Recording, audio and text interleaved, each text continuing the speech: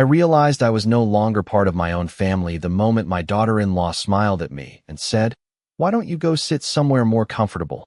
while gently guiding me away from the main table at my son's wedding reception.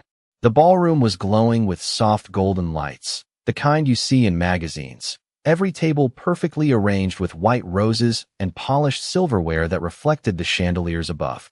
I had spent months helping plan this day, quietly covering expenses when needed, making sure everything looked exactly how Daniel and Ashley had dreamed it would.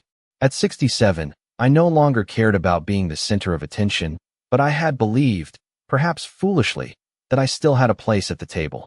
I stood there for a second longer than I should have, holding my small clutch, feeling the subtle shift in the room as conversations dipped and eyes flickered in my direction before quickly looking away. No one said anything. Not the guests, not the staff, not even my own son, who was laughing across the room with a group of colleagues, his hand resting lightly on Ashley's back as if that was the only place he needed to be. I smiled, because that's what I've always done.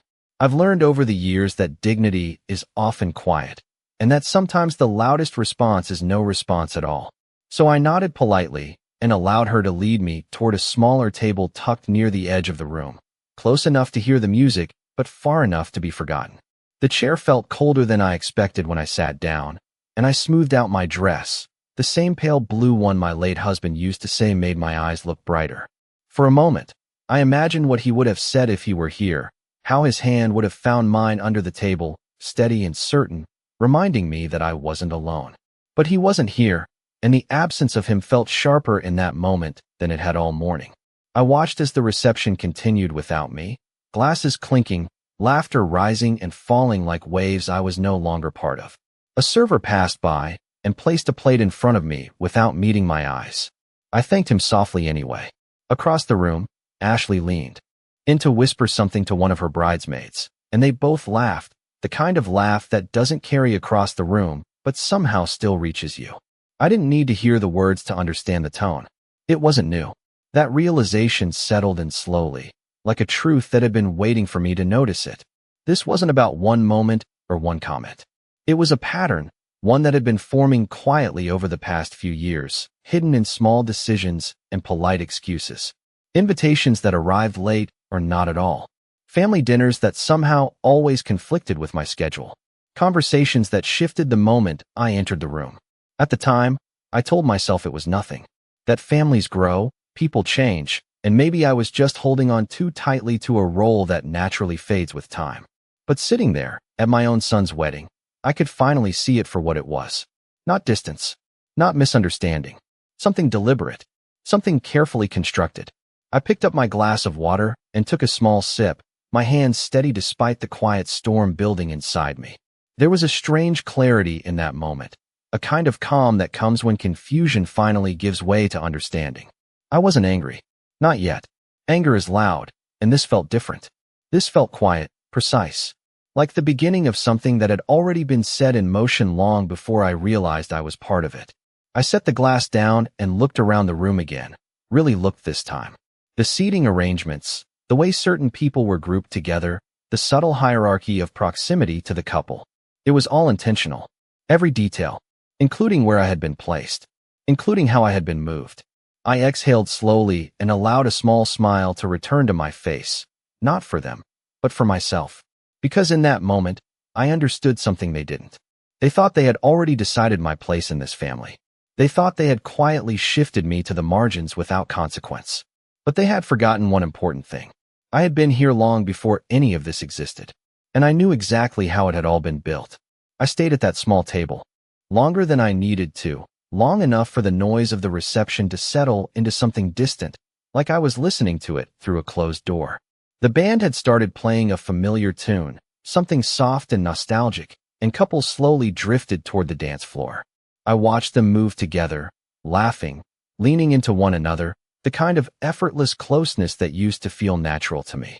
My fingers rested lightly against the edge of the table, tracing the smooth linen as if grounding myself in something real. Across the room, Daniel finally took Ashley's hand and led her to the center of the floor, and the applause that followed felt almost rehearsed. He looked happy, genuinely so, and for a brief moment, I allowed myself to feel relieved. That had always been my goal after all.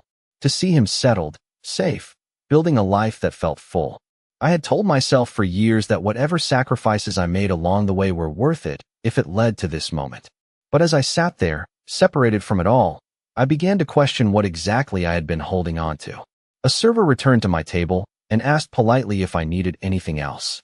I shook my head and thanked him again, my voice calm, almost too calm. It was strange how quickly a person could adapt to being invisible when the room made it clear that was the role assigned to them. I shifted slightly in my chair and noticed a folded program left beside my plate. It listed the order of events, the speeches, the timeline of the evening. My name appeared once, briefly, under a line that read "Special Thanks," nestled between vendors and distant relatives. I read it twice, then set it down carefully, aligning it with the edge of the table as if precision could somehow restore balance. My mind drifted back through the past few years, not in a flood, but in quiet fragments. The time Daniel mentioned they were thinking about moving and asked for my opinion, only to make the decision without ever calling me back. The holiday dinner that was suddenly canceled, only for me to later see photos online of everyone gathered without me. The way Ashley would smile when we were alone, polite but distant, and then speak over me the moment others were present, as if my voice carried less weight in a crowded room. None of it had been dramatic on its own. Each moment was small, almost easy to excuse. But together, they formed something undeniable. I had been slowly repositioned, gently but firmly, from the center of the family to its edges. And I had let it happen, believing that patience and kindness would eventually bring things back into place. I looked up again just as the music shifted, signaling the end of the dance, and the applause rose once more. Daniel leaned in to say something to Ashley, and she laughed, tilting her head slightly in that practiced way of hers. There was a confidence in her now, a certainty that had not been there when she first came into our lives. Back then, she had asked for my advice, sought my approval, even leaned on me in moments of uncertainty. I had welcomed her without hesitation, believing that family was something you expanded, not protected. That belief felt distant now, like a version of myself I could still recognize, but no longer fully understand. I reached for my glass again, taking a slow sip, and let my gaze move beyond the dance floor, past the decorations and the carefully curated beauty of the evening. There were conversations happening in quiet corners, subtle exchanges that most people would not notice. A glance held a second too long, a smile that did not quite reach the eyes. I began to see the room differently, not as a celebration, but as a structure, one built on layers of intention and control. And for the first time, I realized that I had been reading it all wrong. This was never about me fitting in. It was about me being moved out. The thought did not hurt as much as I expected. Instead, it brought a kind of clarity that settled over me like a steady hand. I straightened slightly in my chair, adjusting the fabric of my dress, and allowed myself one more look at the center of the room. Daniel was still there, surrounded by people, by laughter, by the life he had chosen. I did not interrupt. I did not call his name. Some things, I understood now, reveal themselves not in what is said, but in what is left unsaid. And tonight had said more than enough. I remained seated even as the room began to shift into its next phase, the energy rising again as if nothing had happened, as if everything had gone exactly according to plan. A few guests drifted toward the dessert table, their voices light, their laughter easy, and I noticed how effortlessly they moved through the space, as though they belonged to it in a way I no longer did. I folded my hands in my lap and watched, not with bitterness, but with a growing sense of distance that felt almost unfamiliar. It was not just that I had been placed at the edge of the room. It was that I had been quietly removed from the rhythm of it, from the invisible thread that connected everyone else. I could feel it now, the absence of that connection, like a silence between notes that once carried meaning. A woman I recognized from Daniel's office passed by and paused briefly, offering me a polite smile. She hesitated for a second, as if considering whether to sit, then glanced toward the center of the room before continuing on. That small moment told me more than any words could have. People follow signals, even unspoken ones, and tonight, the signal was clear. I was not part of the inner circle. I reached for the program again, not to read it this time, but simply to hold something in my hands. My fingers pressed lightly against the paper, feeling its edges, its structure, something tangible and defined. For years, I had believed that my place in this family was just as solid, just as clearly outlined. But now I could see how easily those lines had been redrawn without my consent. I thought about the house Daniel grew up in, the one I had kept even after my husband passed, maintaining it not out of necessity, but out of memory. Every room held a piece of our life together, every corner shaped by years of quiet routines and shared moments. I had imagined that house as something that anchored us, something that would always remain a point of return. But sitting here, I began to understand that for Daniel, and perhaps for Ashley, it had become something else entirely. Not a home, an asset, a stepping stone. The realization did not come with anger. It came with a kind of calm recognition, the kind that settles in when the truth has been there all along, waiting patiently to be seen. I lifted my gaze and noticed Ashley again, this time standing near the head table, speaking to a group of guests with a confidence that filled the space around her. She moved with intention, every gesture measured, every word placed carefully.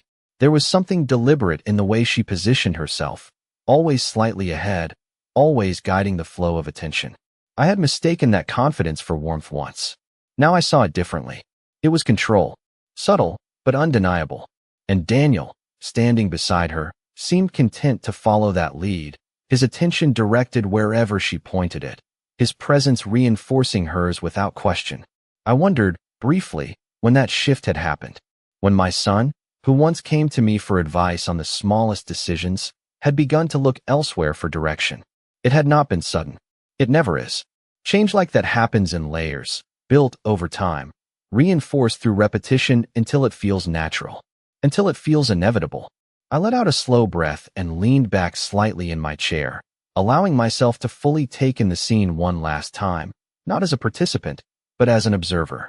There was a clarity in that perspective, a distance that revealed patterns I had missed before, conversations that aligned too neatly, decisions that benefited certain people more than others, small exclusions that, when viewed together, formed a consistent shape. It was not chaos. It was design, and I had been part of it, just not in the way I had believed. A quiet understanding settled over me then, not heavy, not overwhelming, but steady and certain. This was not about a single moment, or even a single person. It was about position, about who held influence, who shaped the narrative, who decided where everyone else stood.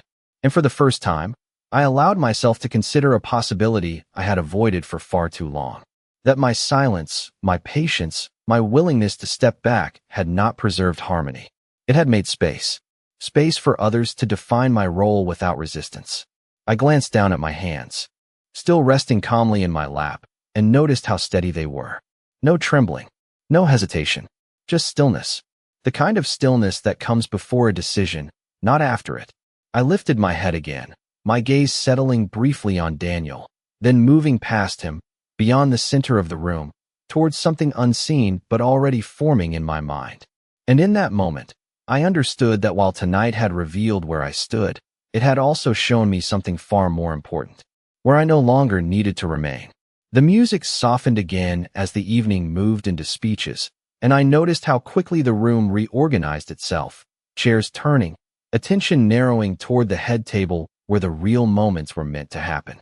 I remained where I was, slightly turned so I could see without being seen too directly, a position I was beginning to understand far better than I ever had before. Someone tapped a glass, and the faint ringing sound cut through the conversations, drawing every eye forward. Daniel stood up first, adjusting his jacket with a small, familiar gesture that brought back a memory so vivid it almost felt like I had stepped into it. He used to do that before school presentations, smoothing his sleeves, glancing toward me in the audience for reassurance.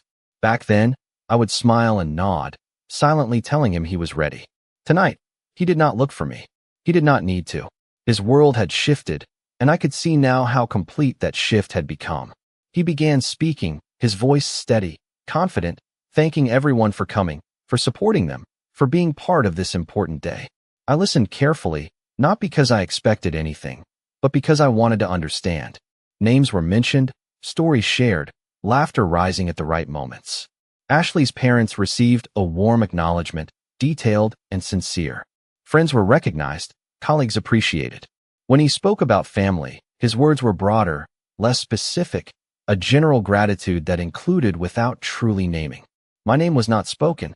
I noticed it the way one notices a missing note in a familiar melody, subtle but unmistakable. I did not react. I simply let the moment pass. Through me, registering it without resistance. Then Ashley stood, her presence immediately commanding the room's full attention. She smiled in a way that seemed effortless, but I could now see the precision behind it. The way she held the pause just long enough before speaking, the way she made eye contact with exactly the right people. She spoke about love, about new beginnings, about building something together. Her voice carried warmth, but beneath it, there was structure, intention, a careful shaping of narrative. When she mentioned me, it was brief, almost incidental, a polite acknowledgement wrapped in a light tone that drew a few scattered smiles. And of course, Margaret, for helping along the way, she said, her gaze passing over me without stopping. It was enough to fulfill expectation, not enough to carry weight. I inclined my head slightly in response, maintaining the same composed expression I had worn all evening. Around me, people nodded, satisfied, the moment complete. But for me, it was not the words that mattered. It was what they revealed, not just about how I was seen, but about how everything had been arranged. The speeches ended with applause, glasses raised, the room returning to its steady rhythm of celebration. But something had shifted for me in a way that could not be undone. The past began to rearrange itself in my mind, not as isolated memories, but as connected pieces forming a clear pattern. I remembered the conversation about the wedding budget, how quickly Ashley had reassured me that everything was under control, how easily I had stepped back when she insisted.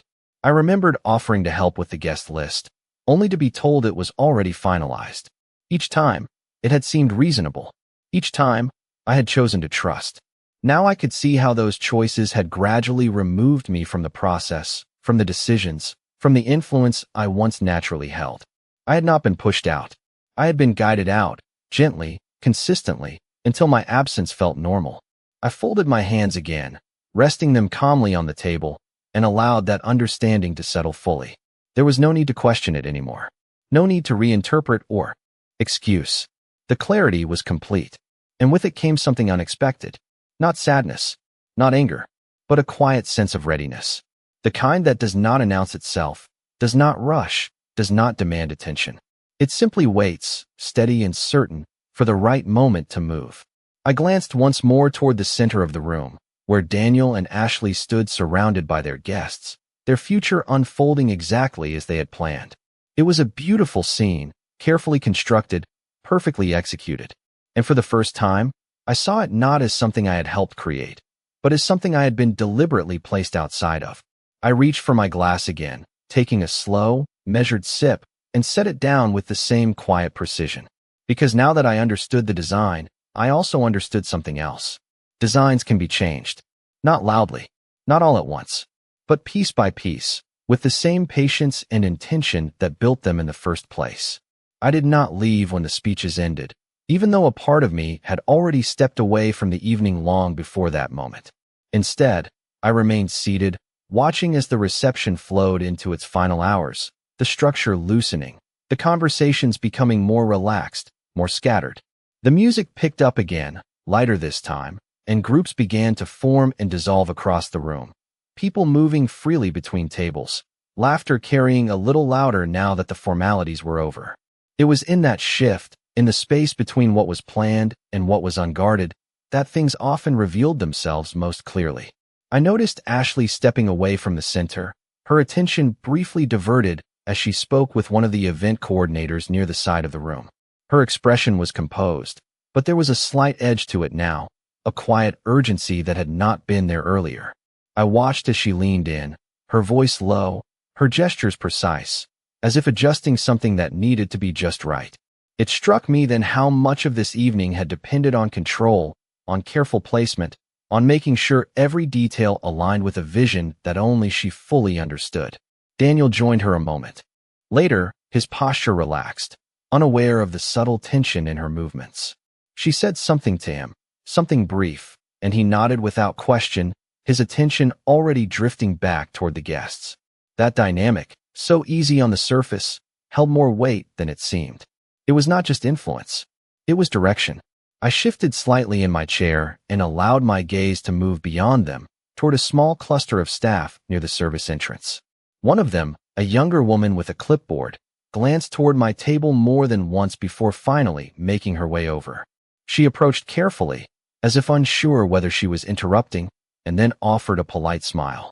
"Mrs. Collins," she said softly, "I just wanted to check if everything is all right." Her tone was genuine, not rehearsed, and for a moment, I considered giving the expected answer. A simple reassurance. A polite dismissal. But something in her expression suggested she had already noticed more than she was meant to. "Everything is exactly as it was planned," I replied calmly, meeting her eyes. She hesitated, then nodded, though the slight crease in her brow remained. "If you need anything at all, please let me know," she added before stepping back. I watched her return to her position, her attention shifting again to the flow of the evening. But the brief exchange lingered. Not because of what was said, but because of what it confirmed. Even those outside the family, those moving quietly through the background, could sense the imbalance. It was not invisible. It was simply unspoken. I reached into my handbag and took out my phone, not to call anyone, not yet, but to hold it for a moment, to feel its weight, its presence. There were numbers saved there that had not been used in some time. Names connected to decisions, to documents, to things that existed far beyond this room.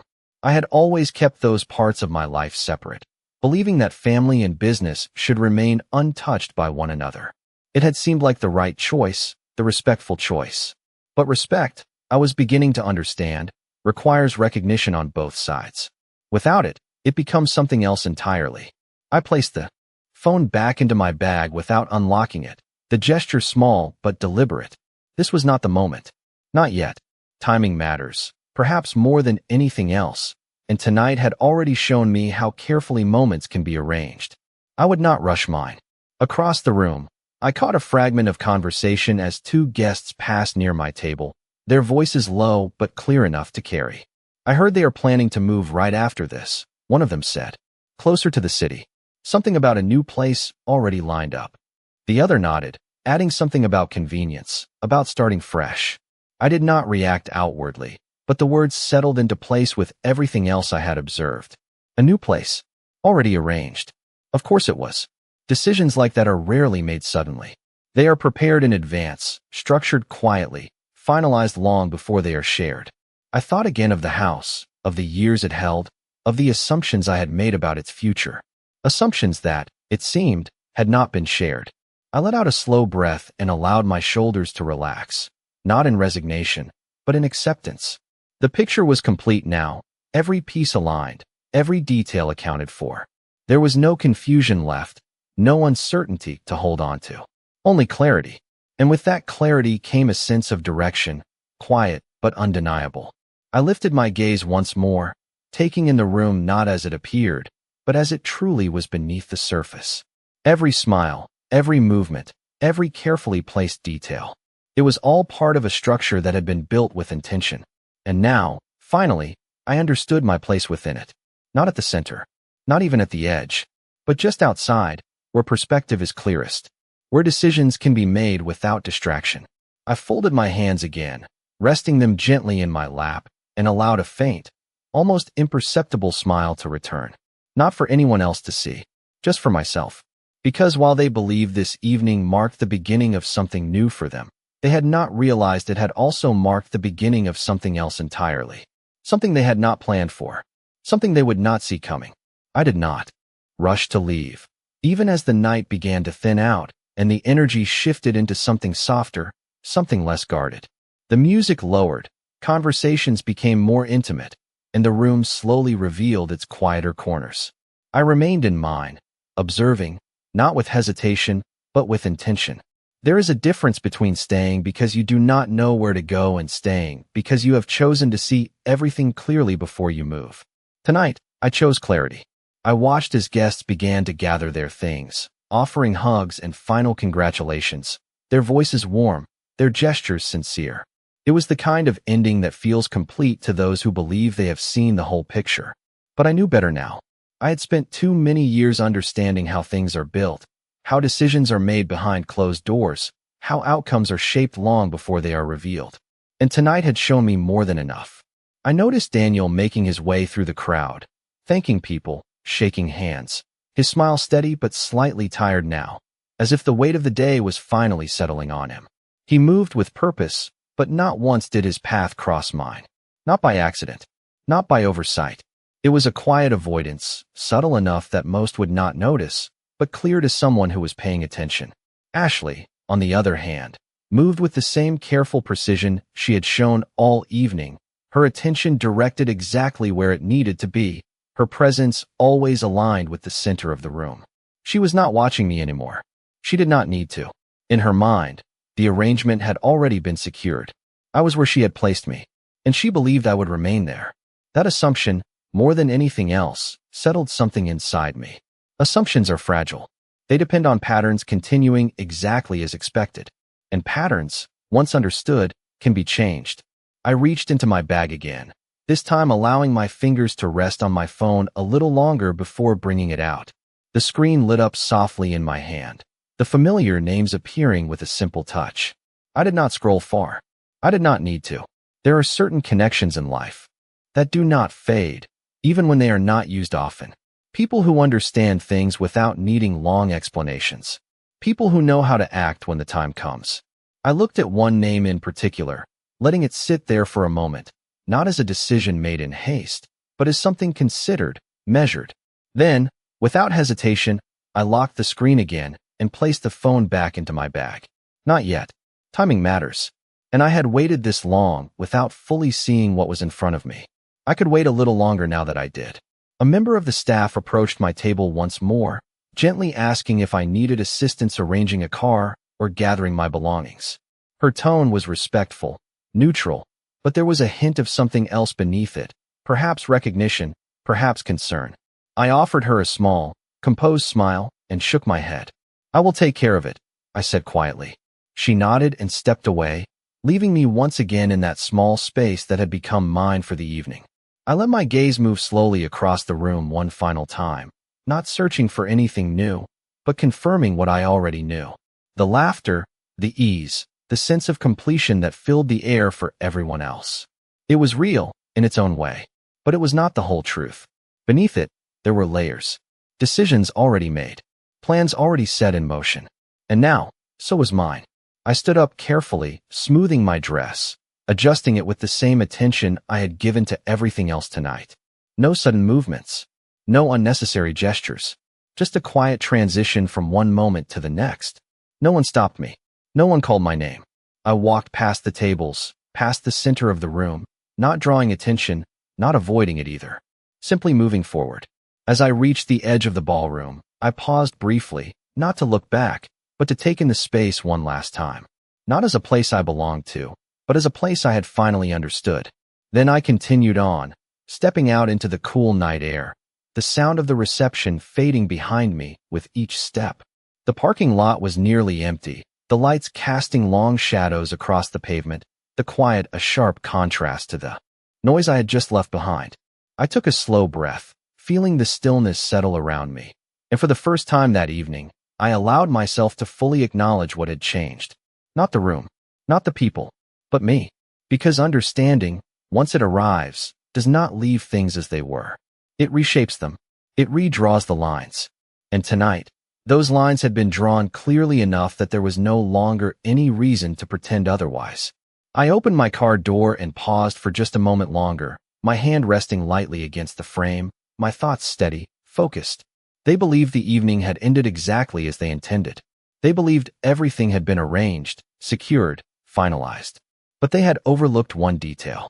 They had assumed I would continue to play the role they had quietly assigned to me. And that was the one assumption they could not afford to make. I did not start the engine right away. Instead, I sat there in the quiet, my hands resting lightly on the steering wheel, letting the stillness settle into something steady and deliberate. The night air outside had a sharpness to it, the kind that clears your thoughts without asking permission. For a long time, I had associated that feeling with uncertainty, with the unknown stretching out ahead of me. But tonight, it felt different. It felt precise. I reached into my bag once more and took out my phone, this time unlocking it without hesitation. The screen glowed softly, reflecting faintly against the windshield, and for a moment I simply looked at it, not searching, not scrolling, just acknowledging the shift that had already taken place inside me. Then I tapped on a name I had not called in months, perhaps longer. The line rang once, twice, and then a familiar voice answered, calm and direct, exactly as I remembered. Margaret, it has been a while. I allowed myself a small pause before responding, not out of doubt, but out of clarity. Yes, I said evenly, it has. I will need to meet with you. Tomorrow morning, if possible. There was no need to explain. No need to fill the silence with unnecessary detail. Some people understand the weight of a simple request. Of course, the voice replied without hesitation. I will have everything ready. I thanked him quietly and ended the call, placing the phone back into my bag with a sense of finality that did not require emphasis. The decision had been made long before this moment. Tonight had simply brought it into focus. I started the engine then, the soft hum filling the quiet space around me, and eased out of the parking lot without looking back. The road ahead was empty, the streetlights stretching out in a steady line, each one marking a small progression forward. I drove without turning on the radio, without distraction, allowing the silence to remain intact. It gave me room to think, but more importantly, it gave me room to recognize how much had already been decided. My mind did not return to the ballroom, not to the laughter or the carefully arranged moments that had unfolded there. Instead, it moved through a different set of memories, ones that had been sitting quietly beneath the surface, waiting for me to see them clearly. The conversations about finances that had grown shorter over time. The documents I had been told were already handled. The subtle shifts in tone whenever I asked a question that touched on anything substantial. I had noticed them, of course, but I had chosen not to follow those threads too far, trusting that respect would fill the gaps where clarity was missing. Tonight had shown me that trust, without verification, becomes assumption. And assumption, when left unchallenged, becomes permission. I slowed at a red light, the glow reflecting softly across the dashboard, and for a moment, everything felt suspended, as if time itself had paused to let the realization settle completely. I was not reacting to what had happened. I was responding to what had been building for a long time. That difference mattered. It meant that what came next would not be emotional, not impulsive, but measured, intentional. The light turned green, and I continued forward, the road opening up again, steady and predictable. By the time I reached home, the house stood exactly as I had left it, quiet, familiar, unchanged in all the ways that once brought comfort. I stepped inside, closing the door gently behind me, and stood for a moment in the entryway, letting the silence settle around me. It was a different kind of silence than the one at the reception. This one belonged to me. I moved through the house slowly, turning on a single lamp in the living room, its warm light casting soft shadows across the furniture. Everything was in its place, everything exactly as it had been. But I was not. I set my bag down on the table and took out my phone again, this time opening a different folder, one I had not accessed in quite some time. Files, records, documents that carried more weight than most people ever realized. I scrolled briefly, not to review them in detail, but to confirm what I already knew. Ownership, signatures, control. It had all been structured carefully, long before tonight, long before Ashley ever entered the picture. I had simply chosen not to assert it. I closed the folder and placed the phone face down, my reflection faintly visible in the dark screen. There was no anger in my expression, no urgency, just a quiet certainty that had settled into place with a clarity I could not ignore. Tomorrow would not be about confrontation. It would not be about proving anything to anyone. It would be about alignment, about ensuring that what belonged to me remained under my direction, not shaped by assumptions, not influenced by quiet manipulations. I walked over to the window and looked out into the night, the street empty, the world outside continuing as it always had. And for the first time in a long while, I felt something that had nothing to do with the past and everything to do with what was ahead. Control, not the kind that dominates or demands, but the kind that comes from understanding exactly where you stand and choosing, finally, to stand there without hesitation. The next morning arrived without hesitation, the sunlight slipping through the curtains in a way that felt almost deliberate, as if the day itself understood that something had shifted. I was already awake, seated at the kitchen table with a cup of coffee that had long since cooled, untouched but present, much like everything else in the room.